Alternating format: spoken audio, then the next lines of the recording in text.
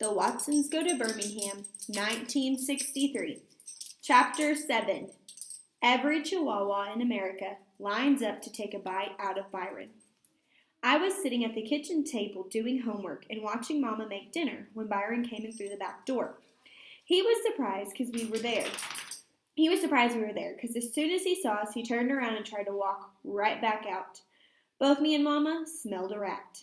"Byron," Mama said, "what have I told you about wearing that hat in the house?" "Oh, yeah, I was just going to go right back." He pushed the screen door open again. "Wait a minute."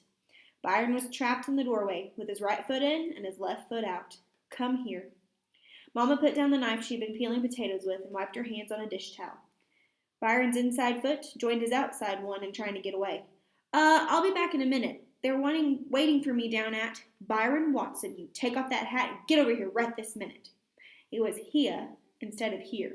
Uh-oh. Byron started walking toward Mama in slow motion, sliding his feet on the linoleum. He pulled off his hat and stood there looking down, like his shoes were all of a sudden real interesting. Byron's head was covered with a blue and white handkerchief. Mama sucked in a ton of air. "What have you done?" We all knew, though. She took a step back and leaned against the counter, like if it wasn't there she'd have fallen down. "Oh my, your father will kill you." "He don't have no cause to." "You've gone and done it, haven't you?" Byron kept his head down. "Haven't you?" Mama yelled. "Yes," Byron yelled back. Mama reached out and snatched the handkerchief off of By's head. Me and Mama both went, Byron had gotten a conk, a process, a do, a butter, a ton of trouble. His hair was reddish-brown, straight, stiff and slick-looking. Parts of it stuck straight up like porcupine stickers because Mama hadn't been too gentle when she snatched the handkerchief off. He smoothed his hair back in place. "Well," Mama said, "that's it. You are now at your daddy's mercy. You have known all along how we feel about putting those chemicals in your hair to straighten it, but you have decided you are a grown man and went ahead and did it anyway." Mama was real hot, but she surprised me. She just shook her head and went back to peeling potatoes. Byron stood there looking at his feet, and I kept pretending I was doing homework. Finally, Mama slammed the knife down and turned around to look at By again. Byron stood perfectly still while Mama walked around him a couple of times, taking a better look at his hair. This looked like the Indians circling the wagon again, but this time it was Byron who had to be the white people. Finally, Mama stopped and said, "But before your father gets to you, let me ask you something. What do you think? What do you think now that you've gone and done it? Does it make you look any better? Is this straight?" Mama flicked some of Byron's hair back up porcupine style. "Is this straight mess more attractive than your own hair? Did those chemicals give you better looking hair than me and your daddy and God gave you?" It was strange, a little laugh starting to get into Mama's voice. What do you think?" "Well, bozo," she said, flicking a piece of By's hair out over his left ear and then another piece out over his right one. "Maybe you were planning on joining the circus, 'cause you sure do look like an honest-to-goodness clown now." Mama was right. With big clumps of his hair sticking out to the side over his ears like that, he really did look like Bozo. I broke out laughing, but Byron shot me a real dirty look, and I stopped and looked back down at my math book. I hated it when things like that happened, and my head automatically went down by itself. "Why on earth would you do this, Byron?" "I wanted Mexican-style hair. I don't see nothing wrong with it." When he saw Mama just looking sad and me looking like I wanted to crack up again, Byron got kind of mad and said, "I think it's cool."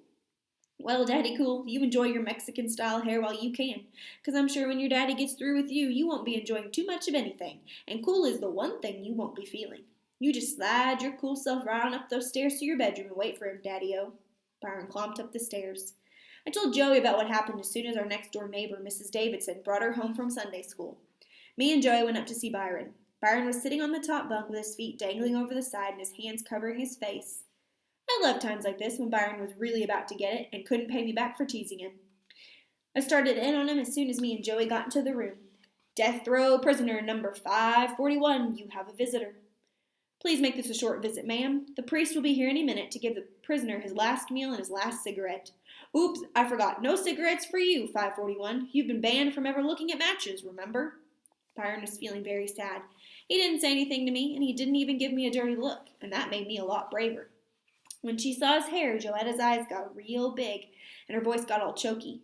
"Byron Watson, what were you thinking about? Look at your head. Daddy's going to kill you. Come on down from there. Let's just go to the bathroom and wash that stuff out of your hair before Daddy gets here."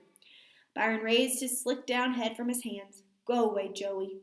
Come on, Byron, we gotta wash your hair till that junk comes out. Hurry! Joetta pulled on Byron's dangling legs. Stop, Joey, he finally said. This don't wash out. It's gotta grow out. You mean you have to keep it like that until it comes back normal? Yeah, Byron said, kind of smiling. They can't do nothing till it grows back. Oh, no. Daddy's gonna tear you up. I said, that's right, ma'am. 541 is just waiting for the executioner to get home. Would you like to stick around and write down his last words? Joey turned and snapped, Why is this so funny to you, Kenny? And her eyes looked real mean. Who knows what Daddy's going to do to him? Byron's hands came back to cover his face.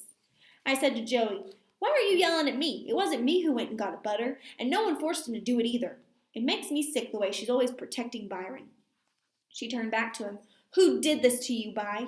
She didn't have to ask. There was only one other 14-year-old in the neighborhood who had a conch. I answered for him. It was Bubhead. Why'd you let him, By? Told you to go away, Joey.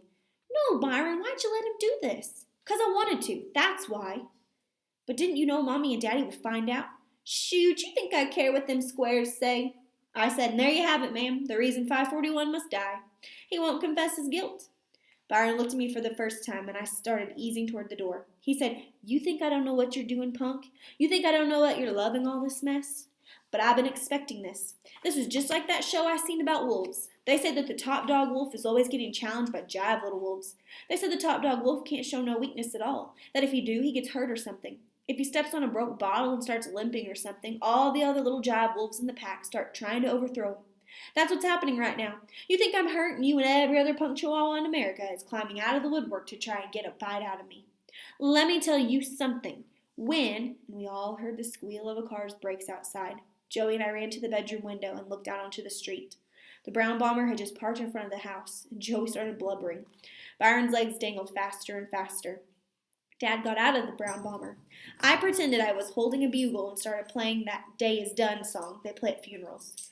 Byron, why won't you behave? Why won't you think about what's going to happen to you when you do something wrong? Why do you always do stuff to get people mad at you? Joey asked. Why don't you make a break for it, 541? I asked. And we listened to the noises of Dad coming home from work, the clump of his boots coming off, and being dropped in the closet by the front door. The whoosh his chair made when he sat in it. Dad saying, Phew, sure is good to be home. The second whoosh of the chair when Mama sat in his lap. The sound of kisses and giggles and laughs. And then the words we'd waited for from Dad. So what's new on the home front, Mrs. Watson? Oh, not much. There is a surprise from one of your little darlings that they have for you, though. Good or bad? Well, I guess that depends on your point of view. Let me guess. Which one of the crumb crushers is going to surprise Big Daddy today? Your first one. Ugh, what'd he do? How serious this time? It can't be too bad. You seem pretty calm. Well, let's just say that I am numb. That bad? It depends. If you were happy with your son the way he was, this might be pretty bad. However, if you've always wanted a child from south of the border, you might be happy with the new young Mr. Watson. Okay, what's up? Let me put it this way. Do you remember the line Big Daddy used to give every girl at Central High School? Can't say that I do. It goes like this. I can show you better than I can tell you. Ring any bells? Oh yeah, that does seem kind of familiar. Well, now's as good a time as any. Show me. All right, you asked for it. Byron, dear, could you please come down here for a minute?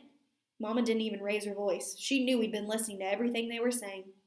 Byron took a deep breath and then jumped off the top bunk and started down the stairs. I followed right behind him, pretending I was a reporter. I shoved an imaginary microphone in his face. Any famous last words, 541? Anything to say to all the little chihuahuas before they start coming out of the woodwork? Do you think the governor might call before they pull the switch? Are you going to come clean and tell what led you down the road to crime? But I figured he didn't have anything to lose, so when we got halfway down the steps, he popped me square in the ear, hard. Getting hit when you're not expecting it can really shake you up.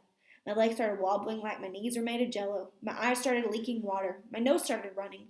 I tried to go tell on By, but all I could do was sit on the next to last step and hold my ear as tears jumped out of my eyes. My throat wouldn't quit jerking up and down and making weird noises. Joey sat on the step next to me with tears jumping out of her eyes, too. When Byron walked into the living room, Mama said, Mr. Watson, I would like to introduce you to your long-lost son from Mexico City, Senor Byroncito Watson. Joey made me quit sobbing so we could see what Dad was going to do. But for the longest time, there were no sounds from the living room. We looked at each other. Finally, the chair whooshed as Mama got off of Dad's lap, and then whooshed again as Dad stood up. After a long time, Dad said, And then, well, son, what can I say? It's pretty much permanent, isn't it? Dad's voice was real calm, and that was scarier than if he'd been yelling. Yes, Dad. Yes, Dad. So there's really nothing I can do, is there? I don't think so, Dad. You don't think so, Dad? Well, judging by the condition of your hair, I wouldn't say thinking is one of your strong suits, is it? Byron mumbled something. Wow, he must have really felt like he didn't have anything to lose, because Mama and Dad just didn't tolerate mumbling. Dad's voice shifted. Excuse me? I said, no, Dad. No, Dad.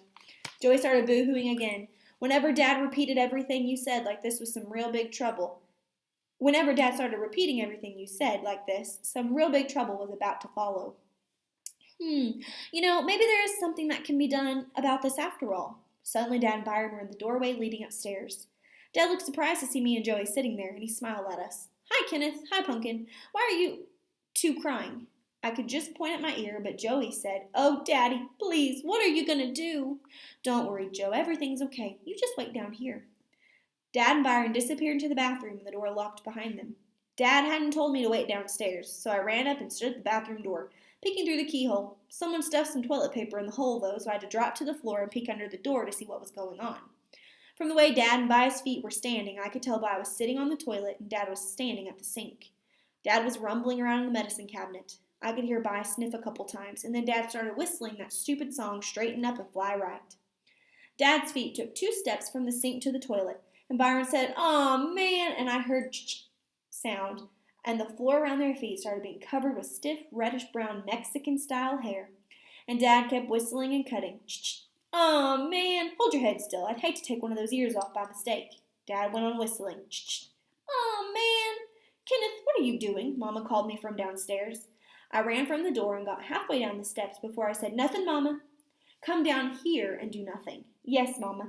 What's your father doing? He's whistling Straighten Up and Fly Right and cutting off all of Byron's hair. Mama laughed, and Joey sat next to her, still looking worried. The 3 of us sat on the couch for about half an hour before we heard By scream as loud as he could. Dad hollered down to us, Just a little aftershave. And we heard the bathroom door open. Dad came down the steps first. Mrs. Watson, he said, I would like to introduce you to your long-lost son from Siam, His Royal Highness Yule Watson. Byron stepped into the living room with a real mean scowl on his face. Not only had Dad cut off all of Byron's hair, he'd also shaved his head. Byron's head was so shiny it looked like it was wet. And, Mrs. Watson, Dad said, you can't possibly deny this is your child. You can tell that this boy has got a ton of Sans blood in him. Look at those ears. Poor Byron. If he'd have known how far his ears stuck out to the side, I bet he never would have gotten that butter. Mama put her hand over her mouth and said, Don't blame that on my side of the family. Someone switched this child at the hospital. Joey laughed because she was relieved Byron hadn't been executed. Mama and Dad laughed at Byron's ears, but none of them laughed as hard as me. Go get that broom and dustpan and sweep that garbage up in the bathroom, and then go stay in your room. This is it, By. You're old enough now, and you've been told enough. The time's coming where something's going to be done. Now beat it. Dad's forehead was all wrinkled when he said this. They sent me and Joey outside so they could have one of those adult-only talks. When me and Joey drifted back into the house after what seemed like enough time for them to talk, Dad was on the telephone. He was holding the receiver away from his ear and making a funny face, and I could hear someone yelling from the phone. Dad whispered to Mama, Why does she think she's got to yell into the phone for a long-distance call? Mama slapped his arm and whispered back, You leave my mama alone. They were talking to Grandma Sands, all the way in Alabama. Me and Joey crowded up next to them on the couch and heard Grandma Sands yell, This is costing y'all a fortune, Daniel. Let me talk to my baby again. Dad handed the phone to Mama and then dug his finger around in his ear like he was going deaf. Mama gave Dad a dirty look and said, Okay, Mama, we'll be getting back with you. We love you. Bye-bye. She said this stuff Southern style. And that was it. We thought that was the end of Byron's latest adventure until a week later when Dad brought home the TTAB 700 and the Brown Bomber.